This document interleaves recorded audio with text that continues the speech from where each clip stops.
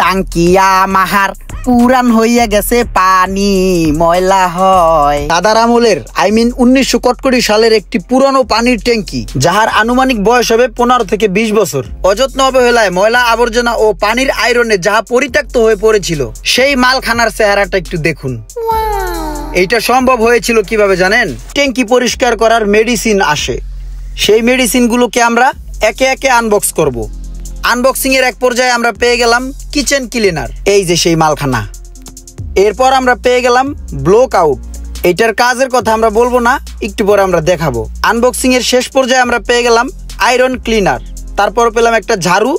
ট্যাঙ্কির মুখ খাড়া উদলাইয়া ভিতরে দেখলাম কাজের বিরতি দিয়ে দিছি নগদ।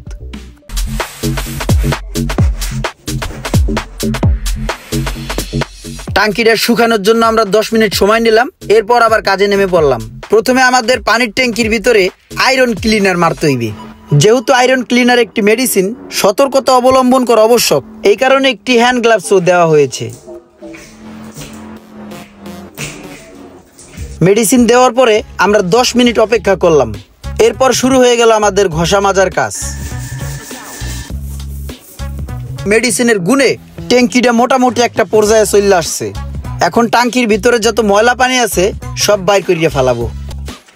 পরিত্যক্ত সেই পুরনো ময়লা পানির ট্যাঙ্কিটা পরিষ্কার করার পরে এবার আমরা ব্লক আউটের কাজটা দেখব। টাঙ্কির মেন লাইন, যেখান থেকে প্রতিটা লাইনে পানি আউটপুট হয়, সেই পাইপের ভিতরে আমরা ব্লক আউটটা ঢেলে দিব সতর্কতার সহিত। এরপর দেখতে পেলাম আমরা পাইপের ভিতরে যত ময়লা আবর্জনা ও আয়রন ছিল সবকিছুই পানির সাথে বেরিয়ে আসছে। তো আমাদেরকে পানির ট্যাঙ্কি পরিষ্কার করার জন্য এই মেডিসিনগুলো পাঠিয়েছেন ফেসবুক পেজ থেকে।